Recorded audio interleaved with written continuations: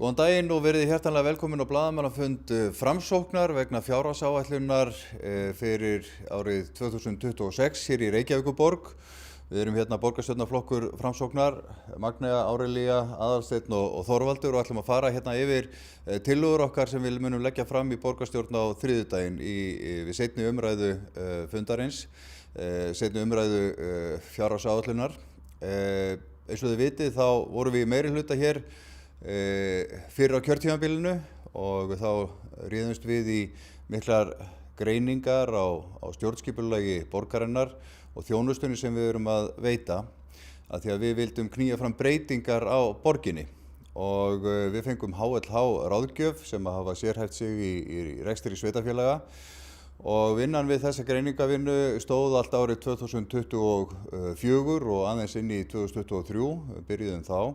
Og margt af því sem að þessi vinna leiddi af sér skilaði mjög góðum tillögum sem að hjálpaði okkur í þáverandi meirihluta að snúa við rekstri borgarinnar.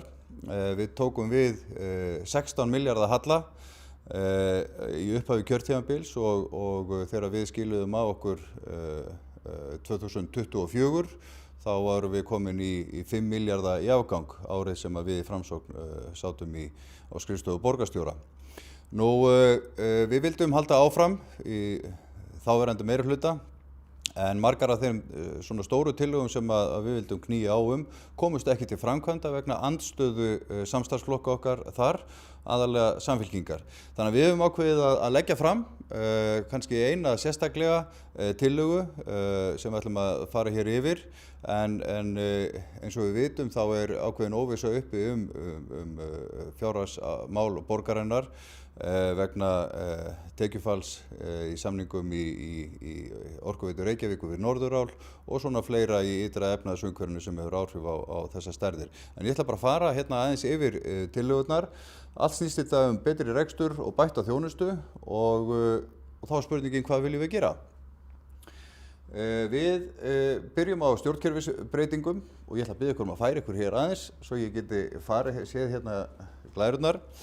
Stjórnkerfisbreytingar, þetta tillaga sem kemur hér upp úr vinnu HLH ráðgjafar. Við leggjum til að það miðstöðvar sem að við reikum í dag í 4 borgarhlutum borgarinnar, austur, vestur, norður og suður miðstöðvar verði lagðar niður og í staðinn verða stofnaðar 2 miðstöðvar sem lýsa pólitískum áherslum okkar í Framsókn. Það annars vegar miðstöð sem helguð fjölskyldunni, svokölluð fjölskyldumiðstöð og hins vegar miðstöð virkni og ráðgjafar.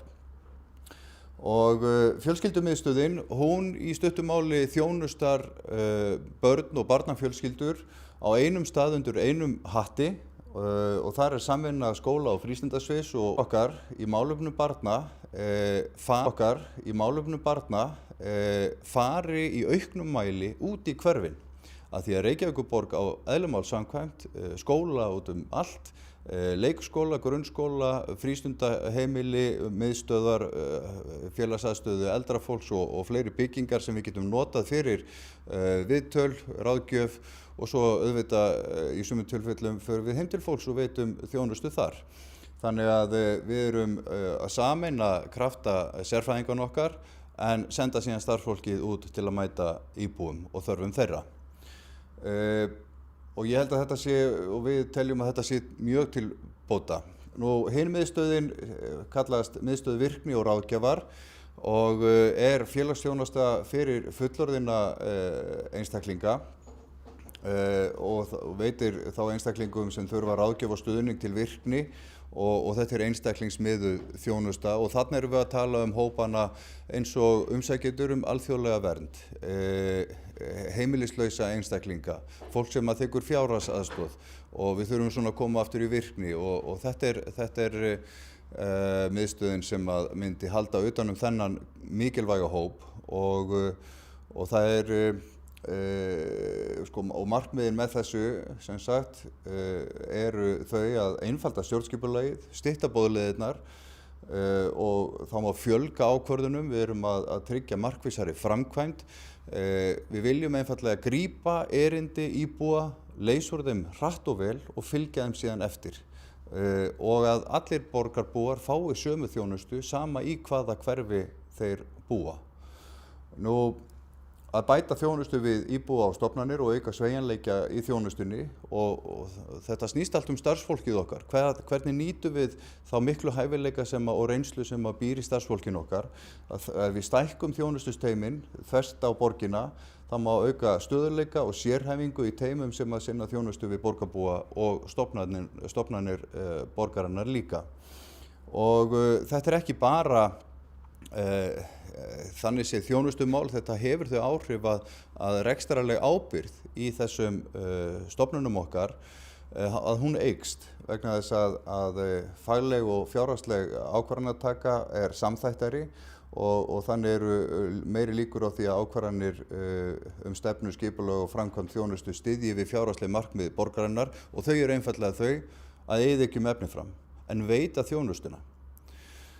Og svo hagræðing sem við fáum út úr þessari tillögu 690 milljónir og ekki veitir af. Nú, þetta svona stjórnkerfisbreytingin sem að við viljum knýja á fengum ekki stuðning við í síðasta meirihluta vegna þess að þar voru fyrir flokkar sem byggðu upp það kerfi sem í dag og vilja frekar fæða það með auknum fjármunum. Staðinn fyrir að horfast í augu við það að við getum bætt þjónustuna og jafnvel með því að gera kerfið hagkvæmara í rekstri. Og síðan annað sem að við viljum beina sjónum okkar að inn á næsta ár og gerum breytingatillögu við fjárhagsáætlun meirihlutans, að það að horfast í augu við það að það búið að breyta íslensku samfélagi.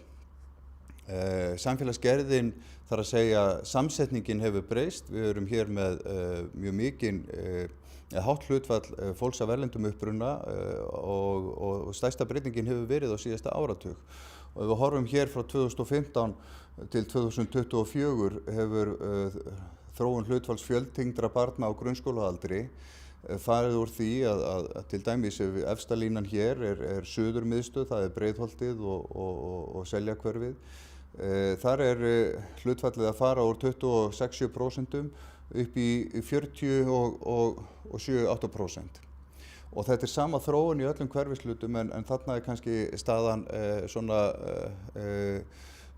það mest ábyrgðandi breyting þar. Og þetta reynir gríðarlega á skólakerfið og starfsaðstæður kennara og við höfum framsóknarhópurinn hér núna varið haustinu dálítið í það að tala við kennara, tala við foreldra af erlendum uppruna. Við héldum stóran fund skólamál í Seljaskóla í haust og fengum þar fræðasamfélagið og íbúa í hverfinu til þess að koma og ræða við okkur þessi mál. Og það ákall frá borginni, frá íbúum, frá kerfinu til þess að horfast í augu við það að við verðum að grípa til aðgerða. Af því að eina leiðin til þess að tryggja farsæla skólagöngu barna af erlendum uppruna að kenna þeim íslensku. Og það grunnurinn að öllu. Þannig að við leggjum til að setja á fót móttökudeildir fyrir erlenda nema og ef við bara skoðum hvernig skólarnir líta út í dag. Og ég held að fólk kannski átti sig ekki alveg á því en í Reykjavík eru 4 skólar með það sem yfir helmingur nemenda af erlendum uppruna. Það einn skóli með 85% hlutfall af erlendum uppruna, 3 skólar yfir 60% og 8 í viðbót sem eru með 30% eða meira börn af erlendum uppruna sem eru með þá annað tungumál heldur en íslensku sem móðurmál. Og við verðum að hjálpa þessum börnum. Og við hér í Framsókn í Reykjavík, við höfnum því að það eigi að tala niður til þessa hóps og líta á þennan þjóðfélagshóp sem eitthvað vandamál, eins og sumir stjórnmálaflokkar virðast gera sér að pólitísku efni í dag, nefni þar Miðflokkinn sérstaklega. Við viljum bara einfaldlega þjónusta þennan hóp, af því að þessi hópur ekki að fara neitt, þetta eru börn og þau eru rétt á þjónustu og besta þjónustan sem við getum veitt þeim að kenna þeim íslensku.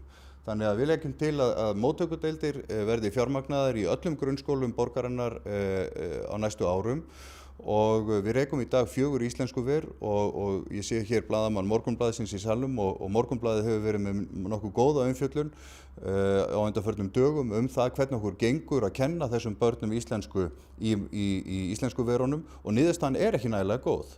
Þannig að við leggjum til að íslensku verin renni inn í þessar móttökudeildir og á næsta ári verðum við með 15 deildir þar sem eftirspurnin mest.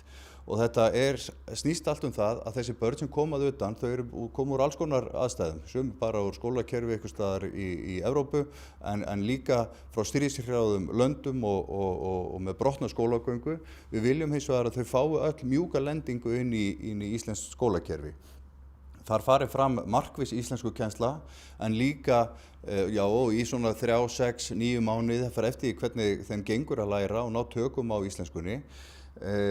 Og við viljum að þetta sé í þeim skólum sem að þau síðan fara inn í almenna bekki, vegna þess að við viljum ekki einangra þau í einhverjum sérstökum móttökuskólum eins og stundum hefur verið talað hugmyndur uppi hér í pólitíkinni. Það börnunum fyrir bestu að fara inn í skólaumhverfið þar sem þau verða næstu árin, kynnast starfsfólkinu, öðrum börnum og eru í sínu hverfi. Þarna viljum við líka koma á fót fræðslu fyrir foreldra og börnin sjálf íslenska menningu, íslenskt menntakerfi, svona okkar samfélag, þannig að þau áttu sig á því að hér ákveðin samfélagssáttmáli sem að skiptir okkur máli. Og við höfum hins vegar fundið fyrir því að þessi tillaga hún kostar 210 milljónir og það eru fjármunir sem vel varið. Við höfum rætt við foreldra af erlendum uppruna sem lýsa því að tungumálakunnátta þeirra, þar að segja að það að þau kunni ekki íslensku hindri þau eðli máls samkvæmt í því að taka þátt í skólagöngu barna sinna. Og nú ríkisstjórnin að skera niður fjárveitingar til íslenskukennslu og það grafalvarlegt og þetta versti tíminn eflaust í sögu íslenska lýðveldisins að skera niður íslenskukennslu fyrir erlenda íbúa hér. Við leggjum til að það verði sett á laggirnar gjaldfrjáls íslenskunámskeið fyrir foreldra sem tala ekki íslensku. Þetta kostar 35 milljónir, þetta verði 12 vikna námskeið og verði ákveðin stökkpallur fyrir þessa einstaklinga til þess að hefja íslenskunámið og geti þannig hjálpað börnunum sínum að læra heima og námskeiðin verði sniðin að því að utanum svona skóla orðaforða barnanna, hvað gagnast þeim, hvað þurfa þau að kunna til þess að geta hjálpa börnunum sínum við heimanámið og inn í skólakerfinu. En leið erum við líka að draga foreldrana inn í skólakerfið, mynda tengslin og gera þau hluta af íslensku samfélagi og íslensku skólasamfélagi. En við viljum líka, þetta var svona ákveðin gulrót til þess að læra íslenskuna, en við viljum líka segja að túlkaþjónusta, hún gjaldfrjáls í dag eins lengi og börnin í skólanum eða skólakerfinu og við teljum rétt að takmarka þessa túlkaþjónustu, hún kostnaðarsöm og það á að vera hvati til þess að ná tökum á íslenskunni, þannig að við leggjum til að hún verði takmörkuð við 3 ár, þar að segja gjaldfrelsi hennar. En verði að sjálfsögðu í boði gegn gjaldi að þeim tíma liðnum og þá erum við auðvitað ekki að tala það að þegar eitthvað alvarlegt bjátar á hjá barni að þá ætlum við að fara að rukka foreldrana fyrir túlkun ef það eru þannig aðstæður að það skipti verulegu máli upp á hagsmuni barnsins þá sjálfsögðu útvegum við túlkaþjónustu og þetta náttúrulega sjálfsögðu ekki við táknmálstúlkun heldur einfaldlega erlend tungumál. Og það mun koma í ljós þegar ef þessi tillaga kemst í framkvæmda hvað þetta mun spara borginni til lengri tíma litið. Við önnur svona samfélagsbreyting sem kannski, við vorum að tala það hvernig hlutfall fólks af erlendum uppruna hefur breytt Reykjavík. Við horfum upp á aðra samfélagsbreytingu og hún sú að við erum að eldast sem þjóð og eitt af því, ein besta fjárfesting sem við getum ráðist í að styðja við lýðheilsu eldra fólks og við viljum setja á fót sjóð sem styður við íþróttastarf eldri borgara. Við eigum frábær dæmi hjá íþróttafélögunum, það kraftur í KR, vítamín í Val og og Ungi hjarta minnum við það heitir hjá ÍR, Fylkir líka með frábært prógram. Við viljum efla þetta starf, fjölga námskeiðum, fjölga iðkendum og af því að það, sko Reykjavík á að vera besta borg í heimi til þess að eldast í og andleg og líkamleg heilsa helst í hendur og ef við fjárfestum í lýðheilsu eldra fólks þá erum við að spara í framtíðarkostnaði við umönnun og slíkt. Þannig að við leggjum þetta til fyrir eldra fólk og svo höfum við, þegar við höfum farið út í hverfin og rætt við foreldra og fjölskyldur, þá sjáum við það að það er mjög kallað eftir því að við lögum alla róluvellina sem í borginni. Einhver hluta vegna hafa þeir verið látnir grotna niður og eru sumir orðnir hættulegir, þannig að við leggjum til að við förum í fjárfestingarátak í viðhaldi leikvalla. Þetta eru svona gæði í hverju hverfi sem skipta verulegu máli og við leggjum til í tillögunni að fjármagnið sem meirihlutin ætlar að setja í selalögina í húsdýragarðinum að því verði frekar varið í það að stuðla að útivist og öryggi barna í borginni. Nú, þetta kostar allt. Sem betur fyrir tókst okkur að þessu kjörtímabili að snúa hallan niður og skila þokkalegum afgangi en við erum ekki með útgjaldatillögurnar okkar kosta minna heldur en hagræðingatillögurnar sem við leggjum til. Við leggjum til að það verði haldið áfram með 1% hagræðingu inn á öll svið fyrir utan rekstur leik-, grunn- og frístundaheimila á skóla- og frístundasviði af því þar jafnvel undirmönnun og fjármögnun þessa kerfi sem byggir á rekstrarlíkani sem tekur mið af þörfum skólana eftir starfsfólki og fjölda barna og slíkum breytum og svo framlínu við starfsfólk á velferðarsviði. Þetta skilar okkur 567 milljónum á næsta ári. Þetta tala sem að meirihlutinn sagði nei, við þurfum ekkert að hagræða meira. Pólitísk stefnumótun þeirra bara svo að það eigi að sleppa dálítið tökunum af rekstrinum og það grafalvarlegt vegna þess að í svona stóru fyrirtæki eins og Reykjavíkurborg þá þurfum við alltaf að halda þéttu tæki utan budduna.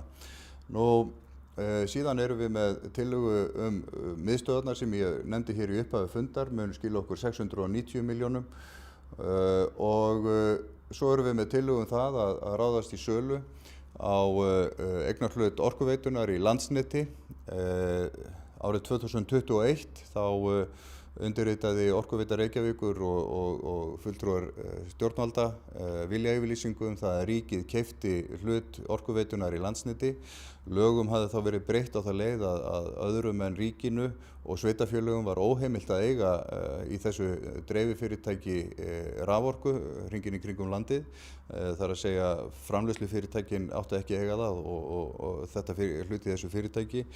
Og ríkið keypti hlut Landsvirkjunar, Orkubús Vestfjarða og Rarik á sínum tíma og eftir stendur hlutur Orkuveitunar sem að lögum samkvæmt má ekki eiga í Landsneti og það ekki hlutverk borgarinnar að eiga dreifikerfi raforku hringinn í kringum landið og þess vegna leggjum við til að það verði gengið frá þessari sölu.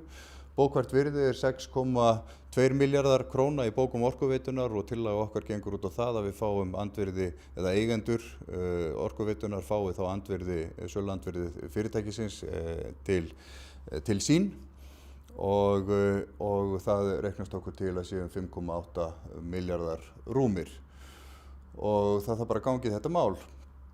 Nú, við höfðum lagt til að fasteignagjöldin yrðu fryst á milli ára þannig að á næsta ári hækki þau ekki. Meirihlutinn felldi þá tillögu, þetta var tillaga það að skila 2 milljörðum til íbúa og fyrirtækja í borginni en meirihlutinn felldi það við fyrri umræðu fjárhagsáætlunar og svo höfðum við líka lagt til að foreldrar sem bíða eftir dagvistunarplássum fengju heimgreiðslur, stuðning vegna þess að það ennþá biðlistar eftir leikskólaplássum og meirihlutinn hefur fellt á tillögu líka og þess vegna kemur hún ekki til álita að þessu sinni. En niðurstaðan þá þessi að hagræðingartillögur okkar skila 1257 milljónum, útgjöldin 570 milljónir, eignasala skilar okkur 5,8 milljörðum rúmum og niðurstaðan þá bætt staða borgarinnar 6,5 milljarð og við vitum það að það hægt að gera miklu betur með fjárhag borgarinnar og rekstur og þjónustu heldur en núverandi meirihluti að gera. Við höfum sýnt að í Framsókn á þessu kjörtímabili að við getum tekið til í rekstrinum, tölurnar einfaldlega sýna það og þessar tillögur sem við leggjum fram hér í dag, þær eru vel undirbyggðar, rýndar af helstu sérfræðingum okkar og við stöndum við þar og hvetjum meiri hlutann til þess að samþykkja þær. Sérstaklega langar mig að minnast á tillögu varðandi móttöku barna af erlendum uppruna. Meiri hlutin hefur fellt slíka tillögu hér í borginni móttökudeildirnar, en þá vil ég minna á það að Flokkur fólksins sem bæði í meiri hlutanum hér í borginni og í ríkisstjórn og á meiri segja barna- og menntamálaráðherrann þyrfti að hugsa sig tvisvar áður en hann fellir þá tillögu vegna þess að ráðherra málaflokksins Guðmundur Ingi, ráðherra Flokks fólksins, hefur þá dagskrá að setja á fót móttökudeildir eða búa til lagaumgjörð móttökudeildir fyrir börn af erlendum uppruna og það stefna flokksins að gera það og ég hvet flokkinn til að kljúfa sig frá meiri hlutanum hér í borginni sem út frá einhverjum pólitískum kreddum getur ekki breytt því kerfi sem hann bjóð til og styðji okkur í þessu.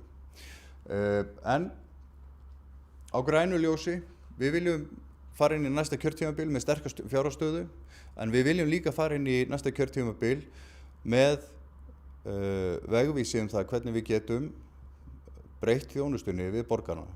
Á endanum snýst reksturinn hér alltaf miðar hann að því að bæta þjónustuna. Ef við höfum ekki tölurnar grænar í bókunum okkar, þá erum við ekki í neinum færum við að bæta þjónustuna. Þannig að við leggjum gott til, vonumst eftir jákvæðum viðbrögðum frá meirihlutanum, þótt að við kannski búumst ekki við því að þau samþykki þetta allt saman, en íbúar vita þó það að við erum með tillögur sem að geta knúið fram breytingar í borginni og það hægt að kjósa þær í næstu kosningum. En fyrir þá fjölmiðlamenn sem eru hér, þá held ég að við hér borgarstjórnarhópurinn bjóðum bara upp á viðtal, höfum þennan blaðamannafund ekki lengri, þakkum fyrir í dag og förum á grænu ljósi inn í daginn. Takk fyrir.